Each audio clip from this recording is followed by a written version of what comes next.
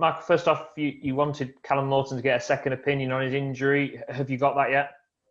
Well, we have got a second opinion, but there's no decision been made on whether he has the operation or not. The second opinion pretty much was down the route of probably not needing an operation. But obviously, a decision has to be made on that. And with the greatest respect, we're not in control of that decision because he's not our player as such. But what we will do is, once West Brom are comfortable and, you know, make the call on it, then we can decide, obviously, where he does his rehab, etc. We're more than happy for him to do it with us, and there's a chance that might happen. And I think that's something that both clubs will be comfortable with if that is the case. How important is that relationship between yourselves and West Brom when it comes to not just getting players on loan, but sorting the issues out through injuries? Yeah, no, it is. I mean, obviously, on and off, probably spent well over 10 years at West Brom as a player and a coach. So I've got a lot of relationships with not just, you know, still one or two players who are still playing there, but a lot of the hierarchy and the senior staff. So it does help. It's always nice to have that with either a big championship club like they were last year or Premier League club as they find themselves this season. With that decision, obviously, that means you probably will be looking to bring someone in. Is that an ongoing situation? Is that something you're close to getting someone in? Not massively close, I would say, because at the end of the day, it'll only be a loan if it happens. But the reality is that finances will play a part in it as well. And ultimately, if we're not able to get, say, one or two of the fringe players out, then nothing will happen, and we'll just have to bide our time and deal without Callum for a period of time until he recovers. On those fringe players, are those deals close, or are they something you're preparing for if you can get people in? Yeah, I think obviously it's one of them where nothing will happen this week, that's for sure. But potentially before the 16th, there might be one or two players who do go out and get some game time, but I can't give you really anything definitive at this moment in time. We're seeing Brennan Johnson get a call up to the Wales side. I think Aaron Lewis has got an under-21 call up as well. I guess after what happened with Aaron last time, there's a bit of nervousness about your players going out on international duty, isn't there? I think they can be sometimes, but you know, it's one of them where, you know, it's out of our hands a little bit. Obviously, slightly more higher profile than us. You know, I've seen the interview with, you know, Jose Mourinho yesterday, and the Spurs players, the amount of games that they've had to play over the last month or so. Obviously, we find ourselves in that bracket as well to a degree, but obviously Aaron's not played and featured for us as yet, or not much. And you know, I think in terms of this time round, a game probably will do him the world of good. Having said that, he probably would have got that game if he would have been here with us against Mansfield. So yeah, it's a little bit of a balancing act. Brennan, absolutely delighted for him. You know, hopefully he can get a little bit closer to the actual squad itself in terms of being on the bench, and you never know because he's a talented player. Speaking with Conor McGrandles, he talked about the relief in a sense of not having a game this past Tuesday. Have you noticed an extra spring in the step of your players for having that extra bit of rest this week? Yeah, I mean, I think the lads had a couple of days off Monday and Tuesday, and I actually missed training yesterday because the missus gave birth on Monday. So this morning's the first time I've seen them this week. So we get an opportunity to have a couple of really, really good days with them. And the report I got back from Kers yesterday after training was that the lads were really bright and sharp, and you wouldn't expect anything less after a couple of days off and another really, really good win on Sunday. So yeah, I'm sure they're all looking forward to this Saturday. Congratulations on the new arrival. Name yet? Have you got a name? Yeah, Ned. Yeah, so a little bit old school, but yeah, Ned Appleton. So yeah, he's doing well, and the missus is doing well as well. So Jesse's all good. You must be glad that it happened on Monday rather than a Saturday morning when you're travelling to Blackpool, or you're in Blackpool and you have to make a dash back. Absolutely, yeah. Having said that, I suppose it's not the worst places to be, Blackpool. Obviously, you know, we're best bases. We've got a family home in Manchester, which is probably now. So So that would have been okay. But no, I think from a timing point of view, it's done really well, and obviously it means that I don't have to miss any games, etc. So yeah, it's been a long few days, I've got to say, in the hospital for 2 days or so. So that was a bit full on, but yeah, looking forward to getting back at it. Good. On Blackpool, I think looking at their signings over the summer, I certainly expect them to be in and around the playoffs. They've made some great signings. Are you surprised they've not started maybe as well as some people would have expected? Not massively. I mean, obviously you're right. I mean, they spent quite a lot of money. I think it's been well publicised, the amount of money and the backing that they've had from the new owner. But I say new owners, I suppose they are relatively new owners still. New manager, chief exec, I know very well, Ben Mansfield as well. So I'm not surprised. I think over time, I think you're right, Rob. I think they will be right up there, definitely. A little bit similar to ourselves in the sense that, you know, so many new faces. Obviously, we've been fortunate enough to get off to a good start, but that means nothing unless you continue to, you know, play in the same vein and approach the games in the same vein as we've done. It can change very, very quickly. We're very respectful of that. But it's going to be a tough game. You know, there's no doubt about it. When I looked at the fixtures and I've seen that we had Charlton, Oxford, Fleetwood and Blackpool in the first 5 or 6 games, you're thinking, oof, that's a tough start. And, you know, if you can come through them games and be in a reasonable position, then it'll set you up for the rest of the season. And obviously their manager doing the same thing you did in a sense of leaving development football to come and be a first team manager at a football club. When you're a football man, do you sometimes have that urge of wanting that competitive action again? Although 23's football matters, of course, and 18's football, but just having that game on a Saturday afternoon where the 3 points is the be all and end all. Yeah, I mean, yeah, there's nothing that beats that. I mean, even as a manager, it's very, very difficult to replace that feeling as a player. But yeah, I mean, Neil would have got that in abundance when he first made the switch last season, and obviously this is his first full season, so it's going to be a key one for him. It's massively important. I've had it before and enjoyed it.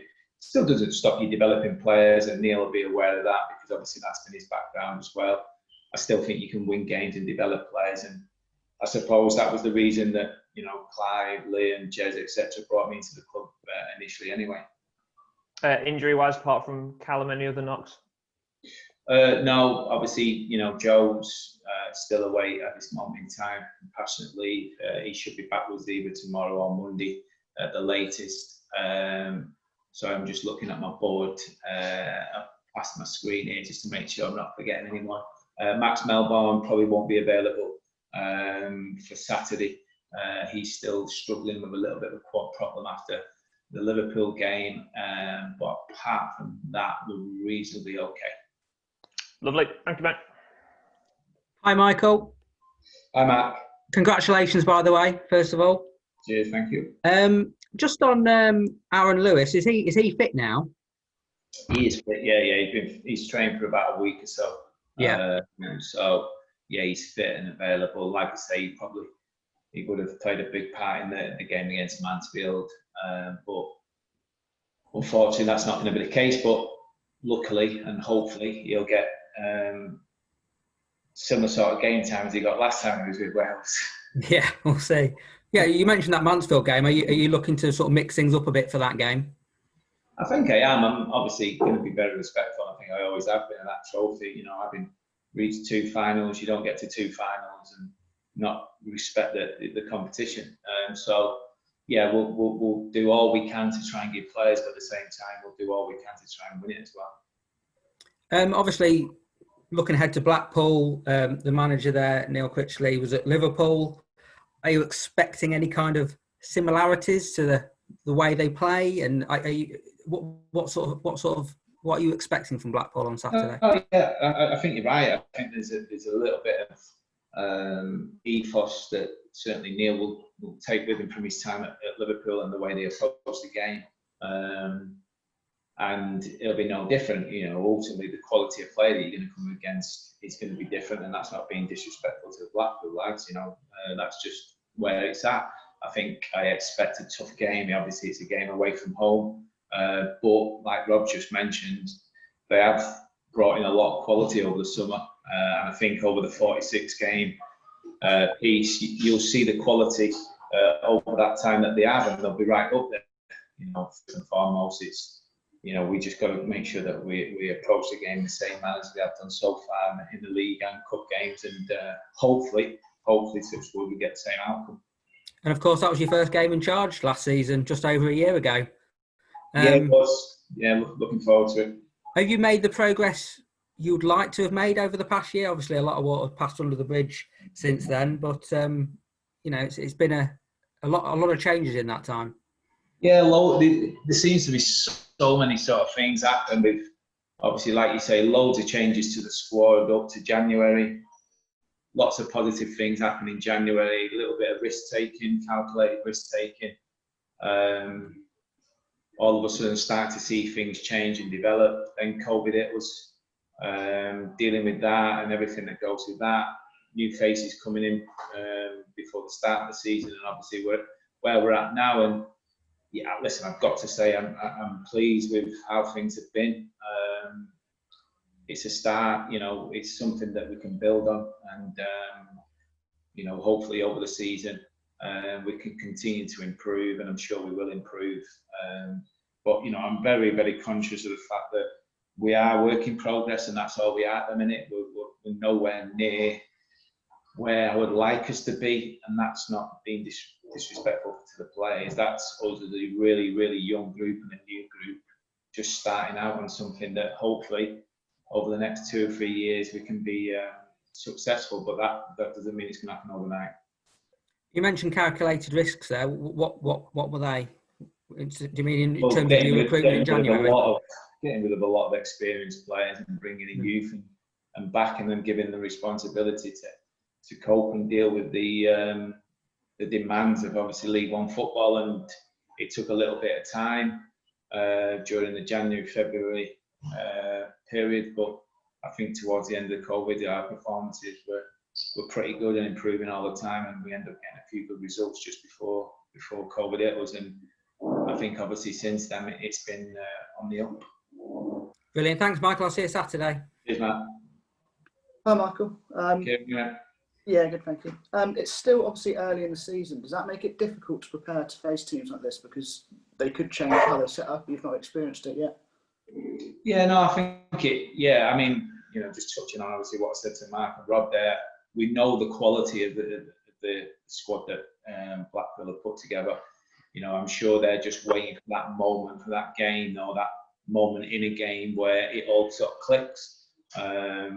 Obviously, they have had one good win so far. One of their recruits, CJ Hamilton, doing really well and scoring the goals, and they'll be looking for moments like that in the game on Saturday to really kickstart their season. We just got to try and make sure that it doesn't happen until the following game, and the players will be mindful of that. Certainly, the staff are, and hopefully that'll be the case.